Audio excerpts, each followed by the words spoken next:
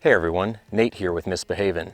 Today I'm going to do a follow-up review on the Milwaukee M18 fuel electric chainsaw. Let's get started.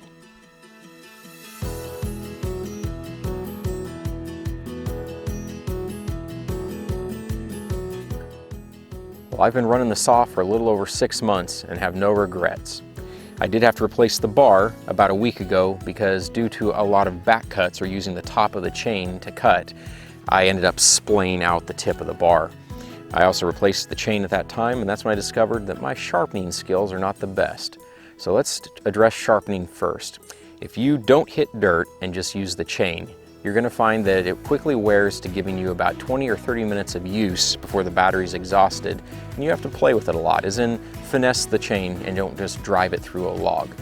If you use a home sharpening kit, which is a round file and a guide, I found I can easily keep that cut time at 30 minutes, and it doesn't bog very easily unless I'm cutting something hard like elm.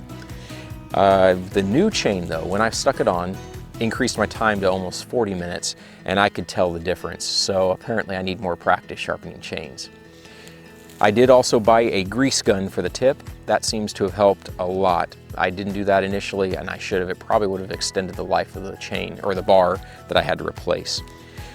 The oil tank seems to keep up with the batteries. I can get about a battery and a half before the oiler needs refill. And that's good. You don't want it running out before your fuel source does. When running in the summer, that is where I ran into the biggest problems. I found that if I took the saw from the garage and it hadn't been charging, so the battery was at ambient temperature, I could leave it in the sun, and if it sat there more than 15 minutes, I'd get like 5 minutes of cut time, and the battery would go into thermal protection mode. Basically, it safeties itself until it's cooled down again. It'll also do that if you drive the motor too hard, but that's to be expected.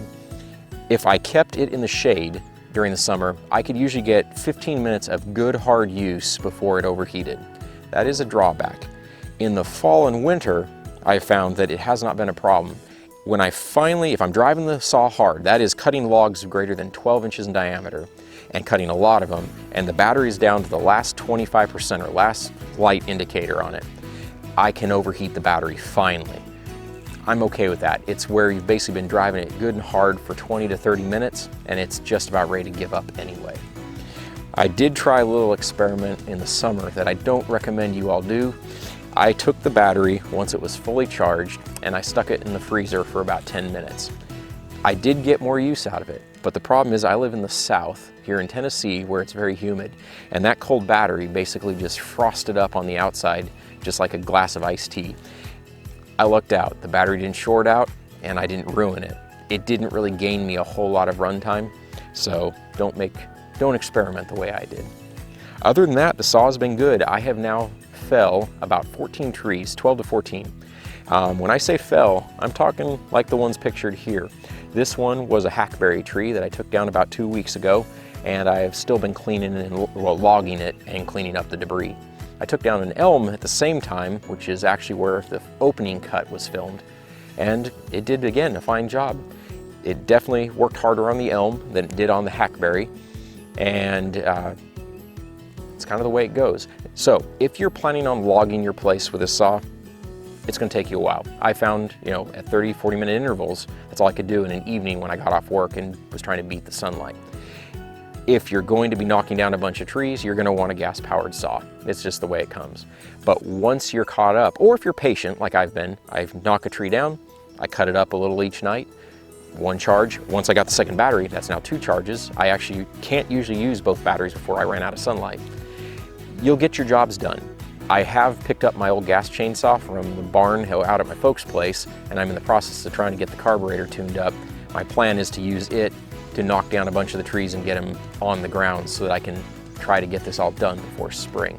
I have about 9 more trees around the place that still need to come down.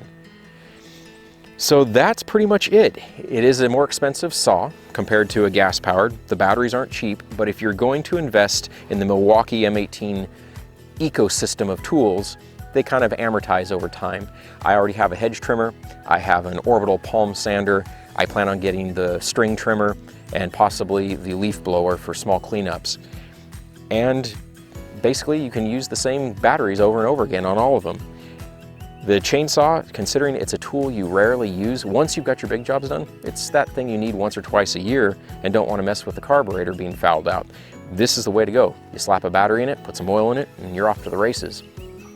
With that being the way it is, I still recommend purchasing it. It's been a good investment. It seems to be holding up well despite being plastic shell. And the only part I have noticed any wear on is the metal drive wheel for the chain. It does show a little bit of wear, a little bit more than I expected, especially comparing it to something like a Stihl or an Echo, a gas-powered chainsaw. Those sprockets are usually machined and they hold up well. I'm gonna guess this one is what's called metal-sintered sprocket. It's where they basically take metal powder, press it into a mold, and then stick it in an oven until all the little particles melt together. It's a cheap way of manufacturing metal parts, very similar to like you would make a plastic part. I think I'm going to be ordering a spare because I could see in the next year or two that sprocket wearing to the point where it doesn't drive the chain or it skips now and then. But that would be my only drawback. Basically, that the batteries can overheat in the summer, so you have to be aware of that. It does show a little bit of wear on the drive system, and it can be a little underpowered if you're driving it hard and or not keeping up with the sharpening of the chain. So well, if you found this useful, please go ahead and give the video a thumbs up.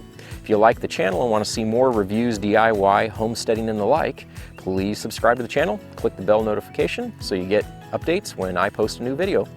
And welcome to 2021. We'll see you later.